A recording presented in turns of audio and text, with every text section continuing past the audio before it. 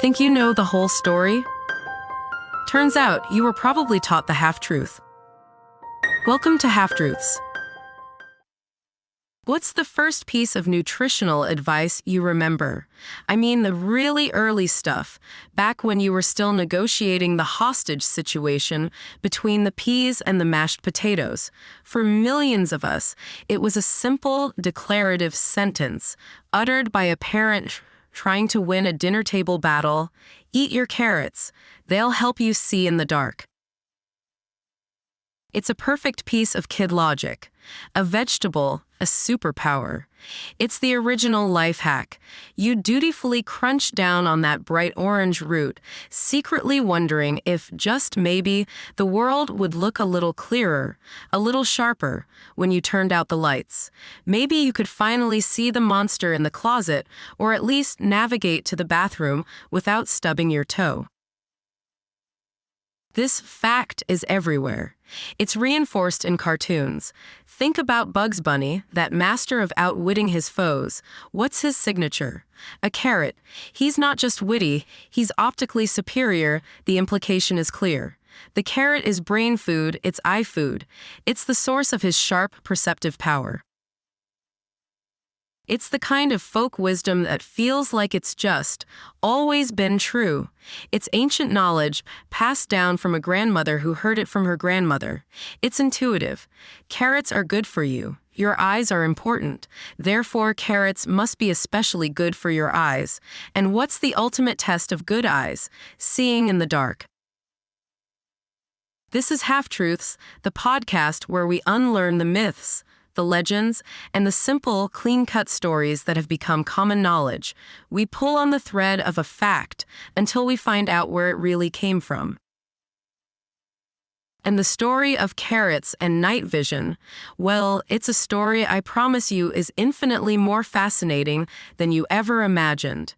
Because what if I told you that simple piece of folk wisdom, that harmless little white lie from your parents, isn't folk wisdom at all? What if I told you it was, in fact, one of the most successful and enduring pieces of military propaganda from the entire 20th century? What if that story about a vegetable wasn't meant to get you to eat your dinner, but was crafted to fool an entire army and to hide one of the most important, secret, and war-winning technologies of its time? Today, we're unpeeling the story of the carrot and how it was used to blind the enemy while the real secret weapon operated in total darkness. Let's start with the story we all know. The myth. It's simple, it's compelling, and it has the most powerful ingredient for any lasting myth, a kernel of truth. The kernel is this. Carrots are, in fact, good for your eyes. They are packed with a compound called beta-carotene. It's the pigment that gives them, and other vegetables like sweet potatoes and squash, their vibrant orange color. When you eat beta-carotene, your body, in its own marvel of biological engineering, converts it into vitamin A. And vitamin A, also known as retinol, is absolutely essential for vision. It's a critical component of a pigment in your retina called rhodopsin. Rhodopsin is the molecule that allows the rod cells in your eyes, the cells responsible for vision in low-light conditions, to detect light. Without vitamin A, you cannot produce enough rhodopsin. A severe vitamin A deficiency leads to a very real and very nasty condition called nyctalopia. You've probably heard of it by its common name, night blindness.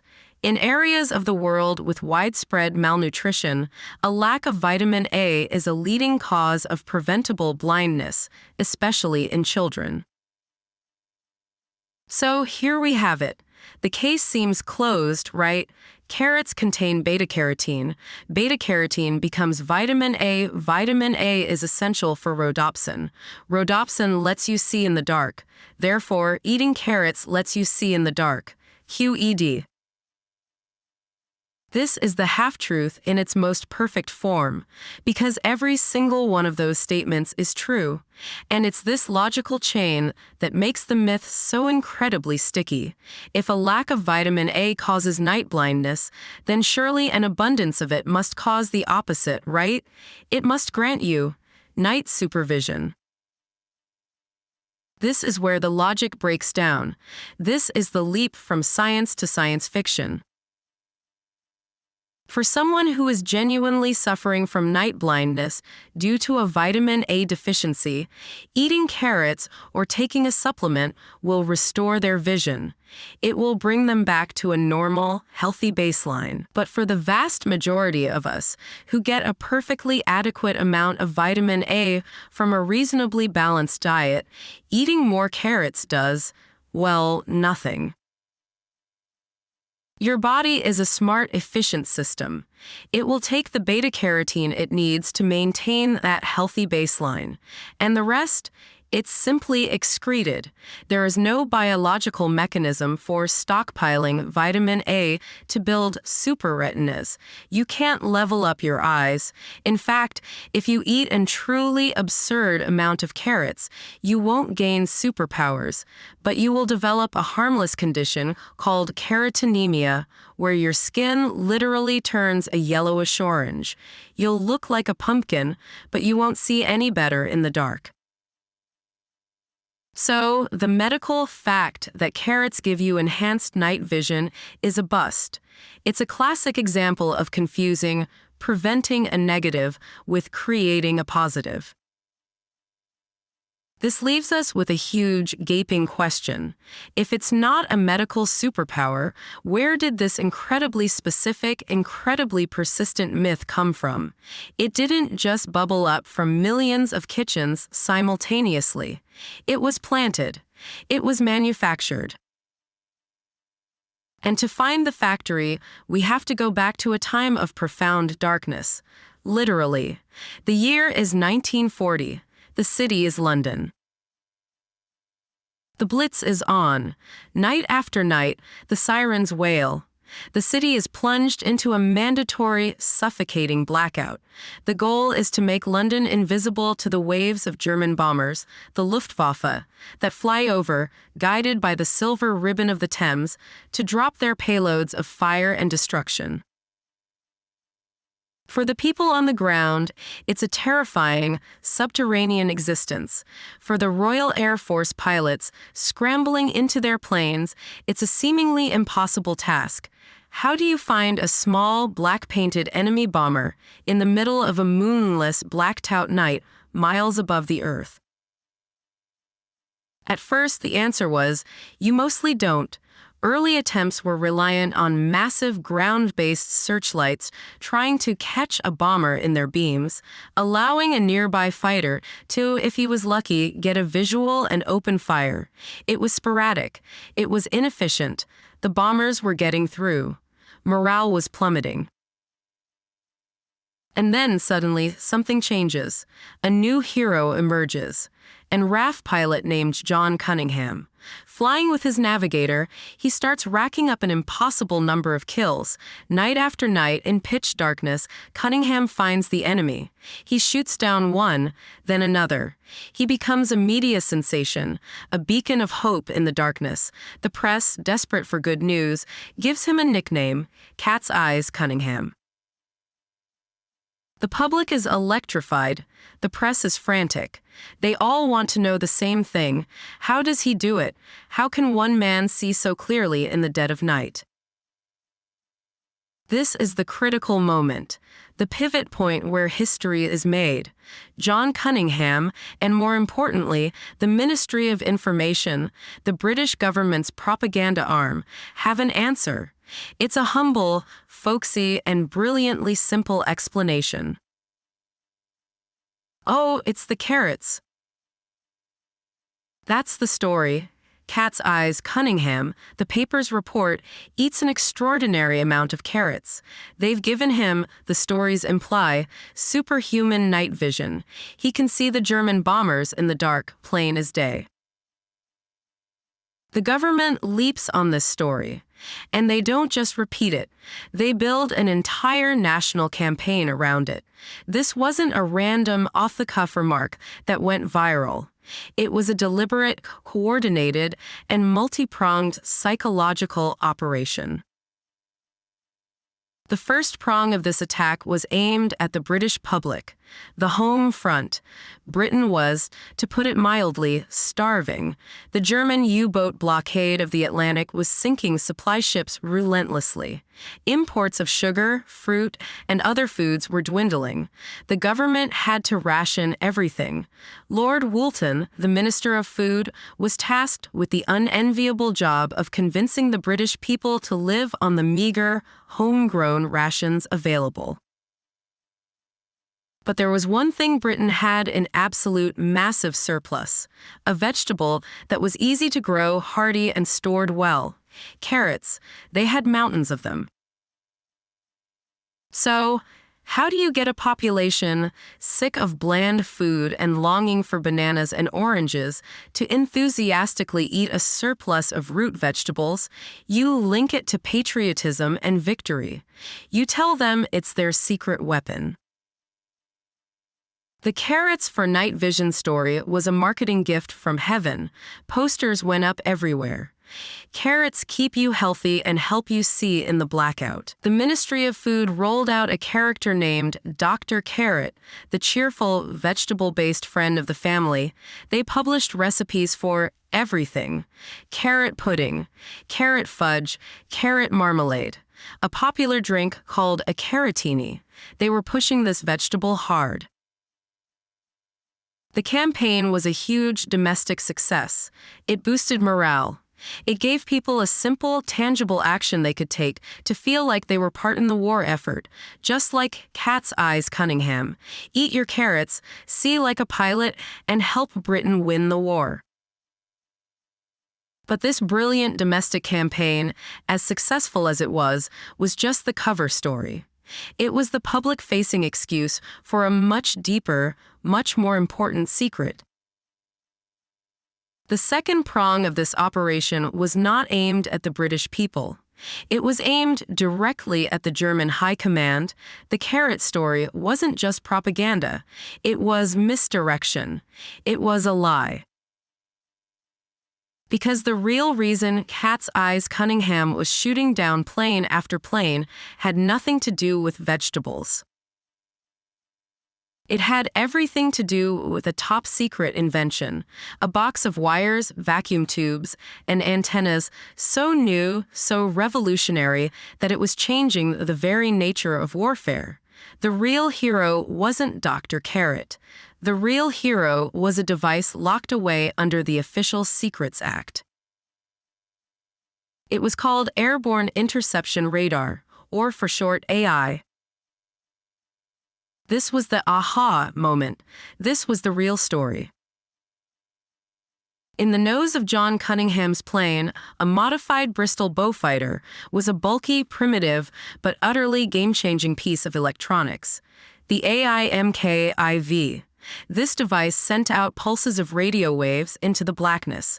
When those waves hit a metal object, like a Heinkel or Dornier bomber, they bounced back. Inside the dark cockpit, a navigator, not just Cunningham, would be hunched over a small cathode array screen. He would see a blip of light. That blip was the enemy. By reading the blip's position on the screen, he could guide his pilot, telling him to fly left, right, up, or down, closing the distance in total, blinding darkness. They wouldn't see the enemy aircraft with their eyes until they were just a few hundred feet away, close enough to open fire.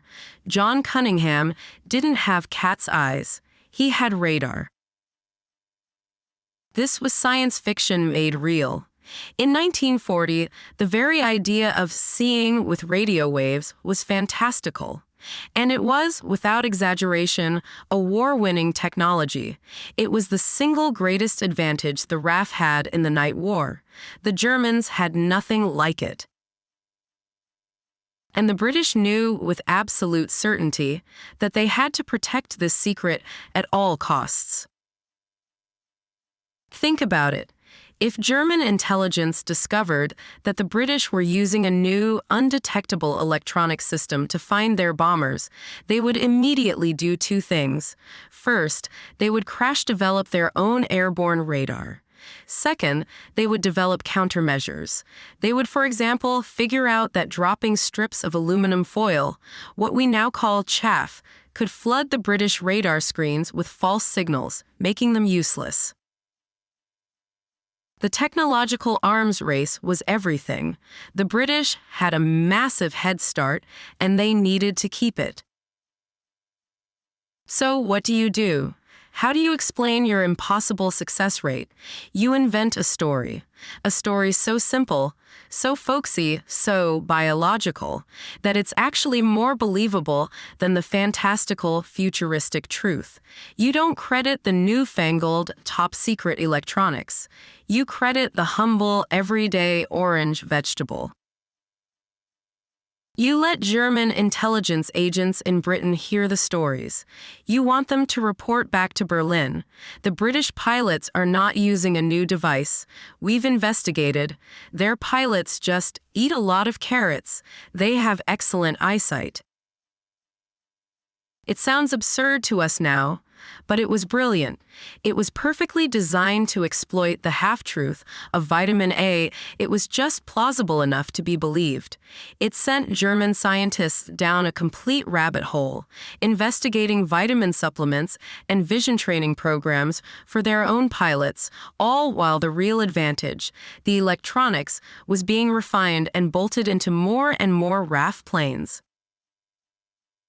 The carrot myth was a masterpiece of psychological warfare. It was a smokescreen made of vegetables to hide the lightning. And the myth was so good, so successful, that it outlived its purpose. The war ended. Radar was no longer a secret.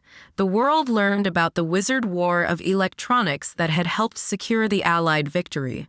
But the carrot story was just better. It was simpler. It was funnier. It didn't require explaining magnetrons or radio frequency pulses. It had already been passed from the Ministry of Information to the newspapers, from the newspapers to the public, from the public to the parents, and from the parents to the children at the dinner table. The secret military origin was forgotten, filed away in declassified documents. But the myth itself had taken root.